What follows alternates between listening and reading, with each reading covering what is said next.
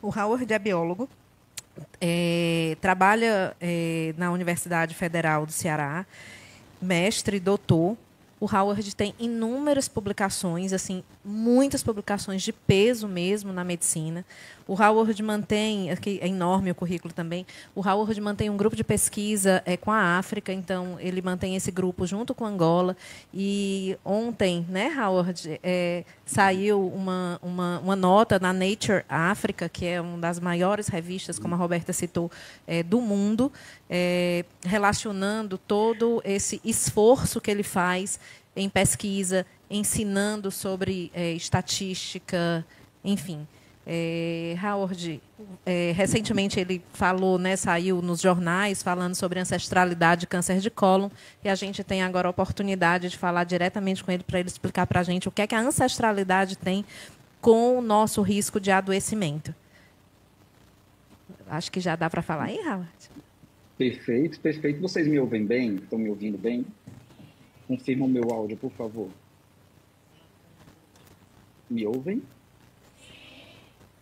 Coisa boa, coisa boa. Pessoal, primeiramente é uma honra estar aqui. Eu acho que é a união perfeita. Profissionais médicos, profissionais de área multidisciplinar em saúde, os pacientes e nós cientistas, nós que estamos aqui no backstage do avanço das inovações, lutando diariamente, às vezes com muito sofrimento, com pouco recurso, com muitas horas sem dormir, às vezes distante da família, distante do filho, distante da esposa, distante dos amigos, nos dedicando. Mas é uma missão de vida, sabe, pessoal? Fazer isso é apaixonante para quem se dedica. O Dr. Newton Freire, em memória, professor da Universidade Federal do Paraná, ele sempre dizia que o cientista, que a ciência quer dedicar seu tempo e amor, tem três certezas na vida. Primeiro, que vai morrer, como todo mundo. A segunda, que não vai ficar rico, como quase todo mundo, exceto o pessoal da MedSec Academy. E em terceiro lugar, que vai se divertir como poucas pessoas. E eu sei que eu me divirto muito e amo muito o que faço, que é fazer ciência. E muito feliz em partilhar aqui com vocês um pouquinho do nosso trabalho aqui dentro da universidade. Eu peço desculpa, primeiramente, por não estar presente.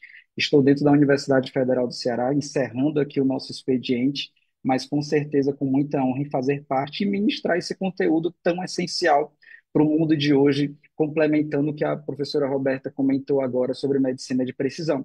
Então, vamos falar um pouquinho sobre ancestralidade. Tentarei trazer na terminologia mais simples da palavra, mas sempre baseado em evidências. Eu, como pesquisador, não poderia deixar de trazer aqui o artigo científico. Então, peço licença para aqueles que não é do seu universo, mas eu tenho certeza que vocês vão compreender a lógica por trás dos nossos ancestrais, tá? A primeira coisa que eu quero que vocês entendam é que há dois conceitos fundamentais: medicina de precisão ou medicina personalizada. Na medicina, na saúde, isso muito se conflita, tá? Mas tem uma terminologia muito bacana para vocês entenderem a grande diferença do que a professora Roberta passou e do que eu vou tentar transmitir agora para vocês, tá? Medicina de precisão, medicina personalizada. Grande diferença. Medicina de precisão entende a biologia da doença. Eu estou com foco na doença dentro do paciente, claro. Claro que a hereditariedade, que a ancestralidade vai influenciar, mas nesse momento eu estou vendo biologia da doença. Quando eu falo em medicina personalizada, nós vamos pegar a primeira partícula, persona. Nós estamos vivenciando a pessoa. O que está atrelado à biografia do seu paciente? O que está atrelado aqui, nós não estamos nem falando em paciente. Ao nascer, eu já nasci. Qual é a minha biografia ancestral que me gera características de risco para doenças ou para outras características até mesmo comuns? Será que eu, por simplesmente nascer, tem um risco maior de ter obesidade? Tem um risco maior de ser míope? Tem um risco maior de ter hipovitaminose? Tudo isso é relacionado à medicina personalizada e isso está muito em alta. E abrange muito conceito aqui já martelado. Nós temos que falar em sistema único de saúde no primeiro principal conceito, prevenção.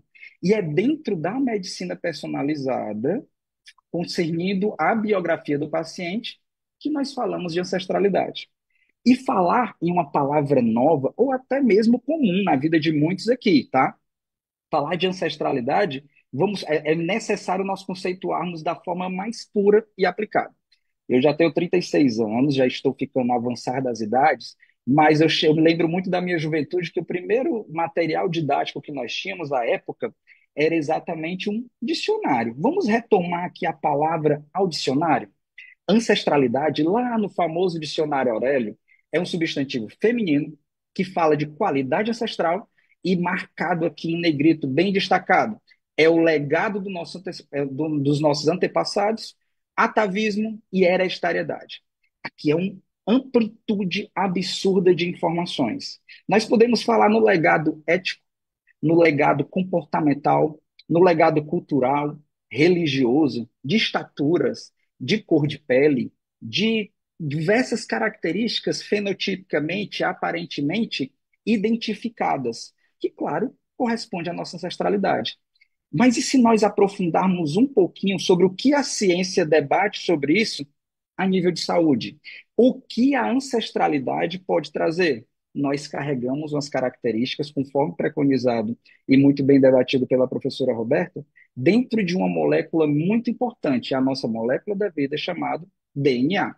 Lá dentro nós temos informações em que metade desse DNA vem do nosso pai e metade vem da nossa mãe, que consequentemente dos nossos pais metade vem de um avô e metade vem de uma avó, e assim sucessivamente no decorrer das nossas gerações. E para nós entendermos um pouquinho, nós temos que falar de ciência, não podemos fugir disso, tá? Um artigo muito interessante, publicado na PLOS Genética, uma grande revista no campo da genética de população, ele fala exatamente o título muito claro, mais claro impossível. O que é ancestralidade? Quem for do mundo científico, recomendo a leitura, está aqui a sua referida referência, sua descrita referência, tá? Em uma linguagem comum, ancestralidade é a ligação de pessoas com seu passado. Qual a minha ligação com meu avô? Qual a minha ligação com meu pai? Qual a minha ligação com os meus ancestrais? Essa ligação, no decorrer da minha vida, no decorrer da genealogia da minha família, carregou características que podem descrever-me hoje a nível de características herdáveis, como também a nível de risco de ser acometido por doenças? Claro que nós estamos aqui voltando para câncer, mas aqui nós podemos falar dos mais distintos tipos de patologias ao qual nós, Homo sapiens sapiens, podemos ser acometidos, tá bom? E esse artigo ele descreve muito bem três tipos de ancestralidade, que envolve muito o conceito de medicina personalizada hoje atribuído no mundo contemporâneo. A ancestralidade genealógica, a ancestralidade genética e a semelhança genética. São três apontamentos que, para que nós entendamos o impacto da ancestralidade na nossa população, nós precisamos entender. Então, vou ser bem objetivo, mas também com uma linguagem bem familiar para que todos entendam. Vamos começar um pouquinho sobre ancestralidade genealógica. Os autores preconizam que a ancestralidade genealógica ele consiste exatamente na nossa árvore genealógica. Quem são os nossos trisavós, os nossos bisavós, os nossos avós, os nossos pais? Isso a nível de cada família, de cada heredograma, de cada árvore genealógica da nossa família. Quem são eles? Quais são as suas etnias? De que país vieram? De que cidade vieram? Quais são as características físicas que eles agruparam dentro do nosso genoma até desenvolvermos. É isso que eles preconizam. Por exemplo, se você tem 8 bisavós, um oitavo da sua ancestralidade genealógica pode ser associada a cada um. Falando de genética propriamente dito, nós podemos ver, por exemplo, que aqui somos nós. Nós temos uma característica genética na nossa dupla fita de DNA, naquelas bases nitrogenadas, naqueles nucleotídeos que a professora Roberta mostrou também na sua palestra, tá bom? Nós temos uma característica genética. Mas será que nós conseguimos rastrear geneticamente será que essa característica genética ela vem de um cunho paterno ou de um cunho materno? A nossa árvore genealógica, claramente, em alguns momentos, pode evidenciar essas características. Aqui somos nós, em um braço vermelho é nossa mãe, em um braço azul é nosso pai, no segundo braço nós temos os nossos avós paternos e maternos, bisavós, trisavós e assim sucessivamente. E nós conseguimos caracterizar, por exemplo, que uma determinada mutação, lá na nossa quarta, quinta geração genealógica, ela pode sim, por recombinação homóloga no próprio intercruzamento da formação do zigoto, se misturar nessa miscelânea de DNA, gerando as características genéticas propriamente ditas no nosso genoma, tá? Claramente, a árvore genealógica, a ancestralidade genealógica é o que nós vivenciamos dia a dia na nossa família. Você não precisa ser cientista para viver isso. Porque nós nos baseamos em fotos, documentos, registros históricos e, claro, os vínculos familiares nas histórias culturais da nossa família. E, por hipóteses, nós podemos definir: nossa, é provável que ele tenha essa condição porque o avô tinha, por exemplo, cor de olhos, um olho azul. É muito provável que um pai, um avô, um bisavô tinha essa cor de olho. Perfeito? Vamos continuar. É importante enfatizar o quê? A árvore genealógica, esse olhar de ancestralidade, é um olhar fixo, mas com grau de conhecimento geralmente limitado. Por quê? Porque demanda de outros artifícios e demanda, claro, da fala, da oratória da sua família e artifícios documentais, por exemplo. Esse é o primeiro conceito de ancestralidade genealógica. Já vamos aprofundar um pouquinho no nosso genoma, onde os autores do artigo eles preconizam o quê? O conceito de ancestralidade genética. Aqui nós vamos esquecer as características éticas de formações morais, de formações religiosas que os nossos antepassados passam para nós, de formações intelectuais, e nós vamos aprofundar lá para o núcleo da célula dentro da molécula chamada DNA. Opa, nós não estamos olhando mais para o maquinário macroscópico, morfológico da pessoa, nós estamos olhando para características que pode ser que eles nem expressem no decorrer da vida. Nós estamos falando do gene, uma região limitada do nosso DNA capaz de gerar uma característica de fato funcional dentro da nossa persona, tá bom? É importante enfatizar que nem todos os nossos antepassados genealógicos eles deixam DNA no nosso genoma atual, no nosso, da nossa persona. Nós temos que entender que estamos falando aqui de medicina personalizada. Pode ser, por exemplo, que o que ficou nas nossas características mais fortes, de mais penetrância, de maior penetrância no nosso genoma, seja mais características maternas e seja mais características paternas. Isso é ao acaso, isso é recombinação homóloga, isso é um mecanismo funcional da formação da vida a nível de zigoto. Não vou falar de terminologias muito técnicas, mas esse emaranhado de características genéticas, sem olhar somente uma característica pontual, como, por exemplo, a altura, a obesidade, a cor da pele, a cor do olho, o tamanho da orelha, sem olhar uma característica funcional, mas sim diversas características genomas, ela forma uma teia ancestral chamado AGR, gráfico de recombinação ancestral. Não precisamos nos atentar a isso, isso é uma terminologia muito científica. Eu só quero que vocês entendam que os seus ancestrais não partilham somente uma característica. O nosso genoma, como a professora Roberta citou muito bem, nós temos 3,3 bilhões de pares de bases. E essas características é a característica da nossa vida. Foi a vida dos nossos antepassados. Foi a vida dos nossos pais, dos nossos avós, bisavós e assim sucessivamente.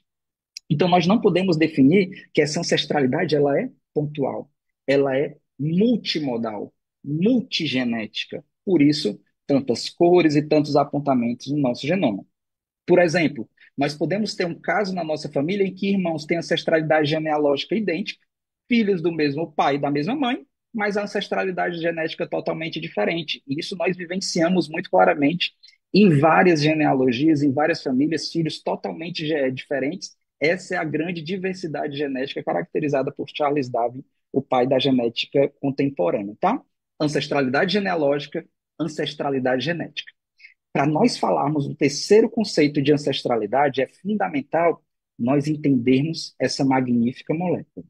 Aqui nós estamos falando da molécula mais estável do nosso genoma, claro, agressivamente danificada pela nossa exposição ambiental, mas é uma molécula estável. É uma molécula que fica ali paradinha e diretamente só funciona quando nós precisamos expressar alguma característica ou quando as nossas células se dividem. Lá dentro nós temos 3,3 bilhões de pares de bases nitrogenadas, compostas em uma molécula chamada nucleotídeo, e a nível macroscópio, em um momento do ciclo celular, ela se comporta estruturalmente chamando-se cromossomo. É nessa característica, é nessa molécula que define as características da vida que nós podemos dizer: está a nossa essência, está a nossa variabilidade, estão os nossos ancestrais. E para definir melhor, nós podemos ainda dizer que, mesmo condizente com os nossos ancestrais, o nosso próprio genoma, ele tem aproximadamente desses 3,3 bilhões de pares de bases, de 3,3 bilhões de nucleotídeos, nós temos aproximadamente 10 milhões de variantes genéticas. E essas variantes genéticas, elas não são erros. Em algum momento, na nossa própria árvore genealógica, nós tivemos misturas de material genético que se incorporou na nossa espécie, que se incorporou no nosso genoma. E às vezes essas variantes, elas são erros. Erros por quê? Chargaff preconiza em uma lei em que uma adenina ela sempre tem que se ligar a uma timina e uma citosina sempre tem que se ligar a uma guanina. Isso é irrevogável. Qualquer alteração fora disso é uma variante. E essas variantes elas podem ter duas denominações, ou é uma mutação, ou é uma variante chamada polimorfismo, a depender da sua origem de frequência. Não vamos entrar nesses detalhes. Eu só quero que vocês entendam que as mutações causadoras de doença muito preconizadas na medicina de precisão e definidoras de tratamento, elas são uma classe de variantes. Elas são provavelmente, ou você nasce com ela, ou você é acometido no decorrer da sua vida. O que eu estou falando aqui, não, você já nasceu. Na formação do embrião, você já tem essas variantes genéticas que te caracterizam a nível de variabilidade. Você pode encontrar, por exemplo, dentro de uma mesma família de irmãos de mesmos pais, cores de olhos castanhos diferentes, provavelmente por variabilidade genética. Claro que nós não estamos falando de doença, mas vamos falar de doença sim, porque é a temática principal do nosso estudo. Então, entenda, o nosso genoma ele é variável, mesmo tendo irmãos e fazendo da mesma parte da mesma árvore genealógica. Esse conceito é fundamental para entendermos o terceiro tipo de ancestralidade, chamado semelhança genética. A semelhança genética ela é muito confundida com a ancestralidade. E não é isso, é porque nós temos variabilidade. E às vezes a nossa variabilidade ela se assemelha com pessoas que nem são da nossa família. São aqueles famosos primos de terceiro, quarto, quinto grau, que você tenta fazer um elo na sua família, mas não tem. É semelhança genética. A variabilidade é tanta no Homo sapiens sapiens que, às vezes, geneticamente, eu me pareço com uma pessoa que nem faz parte da minha árvore genealógica.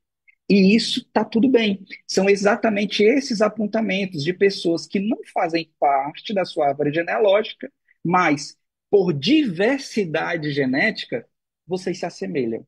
E isso é muito interessante para nós entendermos termos e entendermos o impacto dessa variabilidade na compreensão da prevenção em saúde hoje. Essa semelhança genética está muito comercializada em diversos tipos de testes genéticos.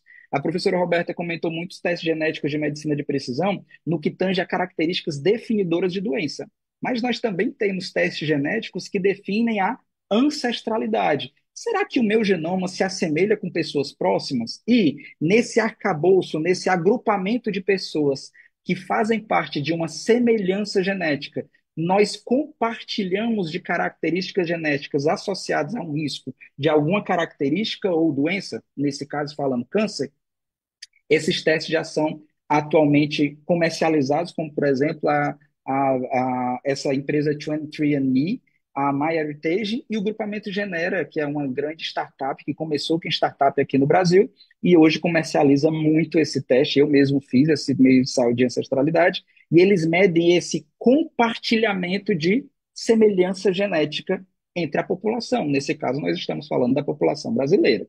É dependente fortemente de populações de referência.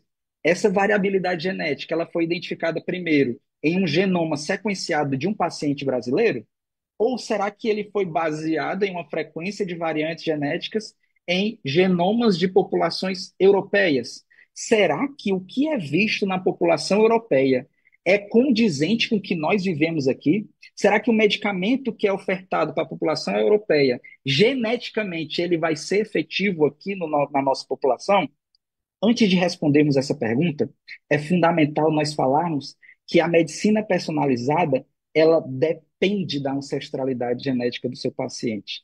Ela depende da ancestralidade genética da população. Os estudos hoje, genético, isso é uma chamada urgente para o nosso país, urge nós fazermos mais estudos genômicos da nossa população. Isso vale para todas as comunidades, para todos os continentes. cada país tem que intensificar o seu investimento em pesquisa científica no que tange ao advento de novos estudos de genomas da sua população, caracterizando geneticamente cada paciente. A medicina personalizada, ela propõe, por exemplo, individualizar o cuidado médico com base em dados genéticos herdáveis, ambientais e de estilo de vida. Claro que tudo isso se mistura no conceito de esposoma. Atualmente, no mundo, isso são dados públicos em grandes portais internacionais, principalmente no portal do NIH dos Estados Unidos, 78% dos estudos genéticos mundiais são em população europeia. Será que esses resultados valem para a população brasileira? É importante nós enfatizarmos por que que essas alterações elas são tão importantes na medicina personalizada. É importante enfatizarmos por quê? Porque essas variantes elas podem mudar a depender da população que está sendo estudada.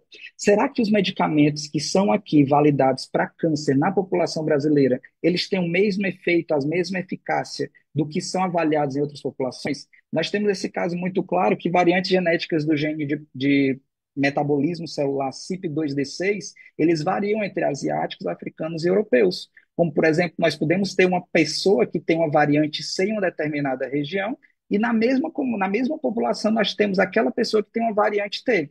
Mas, Howard, será que uma única variante em um gene, uma única base nitrogenada, dentre as 3,3 bilhões de pares de bases, pode de fato alterar a resposta de um medicamento? Sim, pode. Isso é muito preocupante. Nós estamos aqui no ápice da medicina personalizada, nos preocupando no risco em que nós já nascemos, para os riscos que nós podemos ter frente ao uso da farmacogenética e disponível hoje na medicina personalizada atual. É importante nós enfatizarmos, para seguirmos de fato para as evidências, o que é que sabemos sobre medicina personalizada hoje pode ser replicado para todas as populações miscigenadas? Quando eu falo miscigenadas, é que vocês entendam que cada população recebeu, no processo de colonização, influência genética. No processo de reprodução, de formação das novas proles, esse DNA começou a se misturar. E essas características de misturas, dentro daquelas 10 milhões de pares de base de variantes que podem ser acometidas no nosso genoma, elas alteram a chance de resposta, alteram o risco de uma determinada população saudável ter doença ou características definidoras daquela população. Recentemente saiu um grande artigo da Science, um artigo brasileiro, que de fato validou isso. Nós já sabíamos, até em alguns estudos aqui da própria Universidade Federal do Ceará, com o professor Aldo, ele já tinha publicado anteriormente que a característica genética da população brasileira ela é de fato miscigenada. Nós temos na nossa população, em cada DNA de cada pessoa, no mínimo 4 cargas genéticas bem definidoras: carga genética europeia, africana, asiática e ameríndia, dos índios americanos que viviam aqui antes do período da colonização. Esse estudo, ele foi um estudo muito rico, é um estudo hoje, a nossa bíblia, para quem trabalha com genética de população, de compreensão de como está se comportando a genética populacional brasileira, hoje correspondendo à população mais miscigenada do mundo. Em segundo lugar, a população de Cabo Verde, uma ilha ali paralela aqui ao Brasil. 3 horas de viagem você está na Ilha do Sal, em Cabo Verde, correspondendo também a uma comunidade muito miscigenada no mundo, tá? E esse estudo investigou a miscigenação na evolução, a diversidade e na saúde da população brasileira. Claro que não vou detalhar esse artigo, mas é importante nós entendermos os resultados dessa pesquisa. No Brasil, pasmem, as maiores proporções de ancestralidade nativa americana foram observadas somente na região norte. Claro, era de se esperar a grande comunidade, a grande massa populacional indígena que ainda ali vivem, perfeito, a grande ancestralidade nativa americana, tá bom? A ancestralidade africana é predominante na região Nordeste. Nós, residentes do estado do Ceará, nós temos uma grande concentração de ancestralidade africana dentro do nosso genoma. Então, nós não temos como fugir. Howard, nós estamos falando de cor de pele? Não, nós somos África dentro do nosso genoma. Nós não temos, nós temos que entender que nós somos miscigenados. Não é cor de pele, é DNA, é etnia, é ancestralidade. É entendermos que não há diferença. Não há preconceito, não deve haver preconceito, porque geneticamente nós somos um só. Nós somos Homo sapiens sapiens e a ciência está mostrando isso, que o preconceito acabe, que esse preconceito maldito acabe na nossa sociedade e que a ciência venha para corroborar esse definidor, essa extinção dessa doença chamada preconceito na nossa população. No caso de Sul e Sudeste, nós podemos caracterizar muito claramente um avanço maior na característica genética europeia, mas todos, independentemente todos, carregam as quatro ancestralidades. Howard, mas há evidência que essa carga genética, de fato, não pode ser replicada em outras populações? Sim. O nosso grupo de pesquisa do Hospital de Câncer de Barretos, nós publicamos uma bela revisão sistemática publicada na Current Oncology, onde nós mostramos que sim, nós não podemos replicar resultados identificados em populações europeias na nossa população brasileira, por exemplo. Dentre essa revisão sistemática que nós avaliamos, 98,38% dos scores de risco poligênico são scores totalmente definidores. A partir daquelas 10 milhões de variantes genéticas que variam na nossa espécie, eles são obtidos obrigatoriamente de populações europeias. Somente 1,62 62% que são definidos por outras ancestralidades. Isso é inadmissível. A ciência tem que avançar nesse campo. Nós identificamos, a partir de 19 estudos, amplas divergências nas previsões de risco para câncer de mama entre scores de risco poligênicos europeus e não europeus.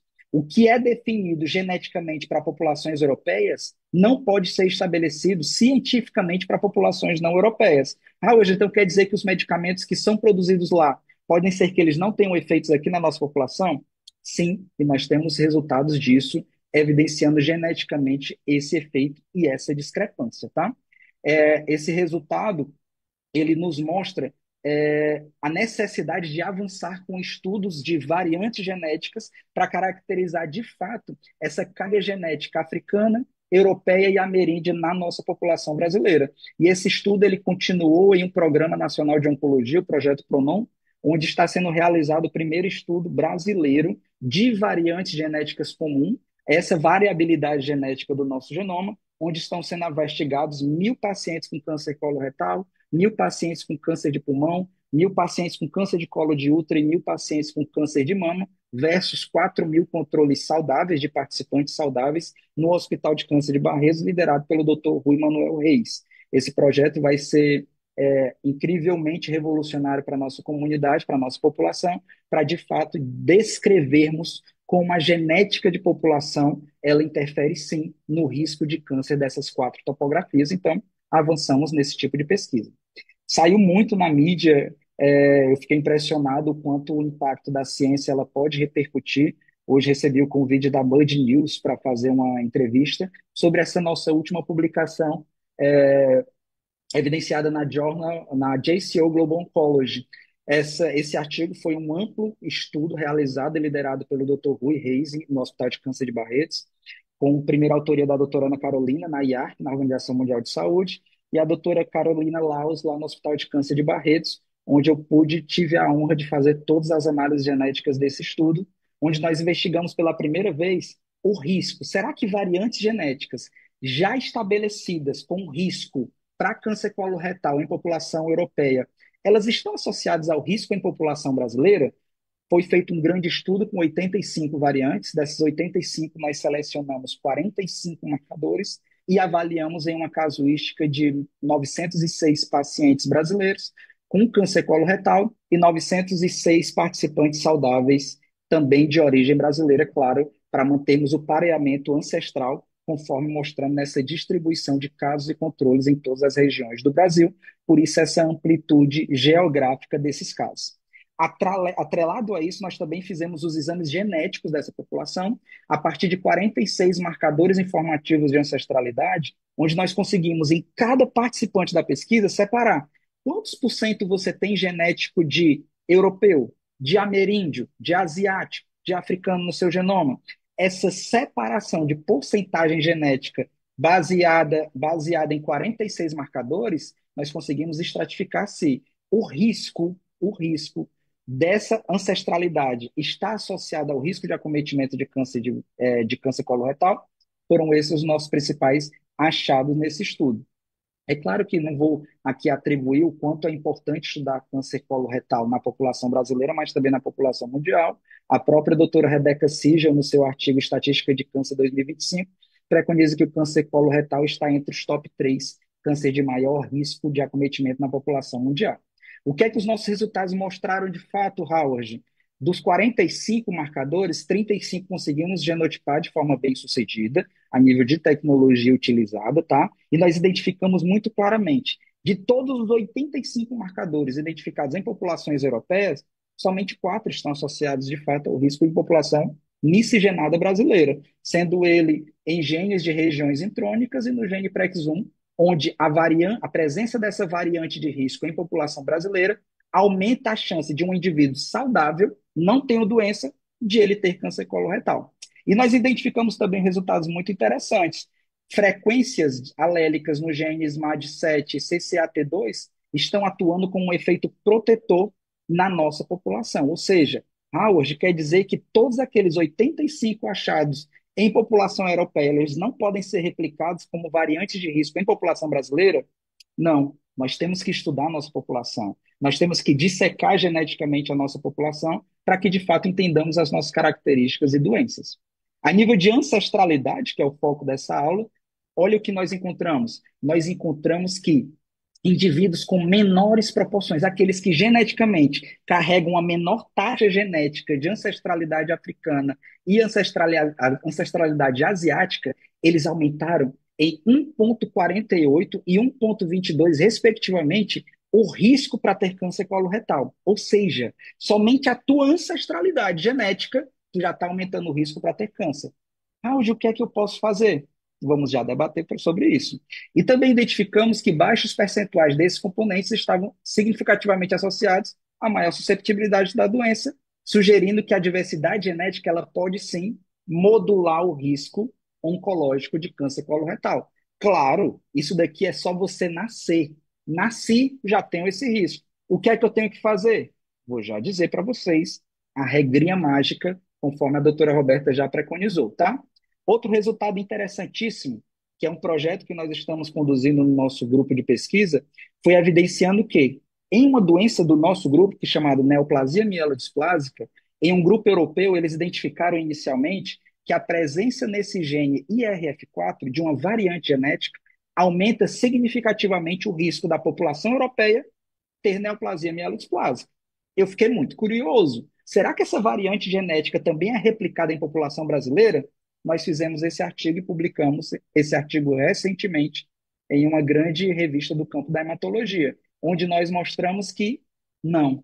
Essa variante genética identificada lá na Europa, ela não pode ser replicada em risco para neoplasia mielodisplásica.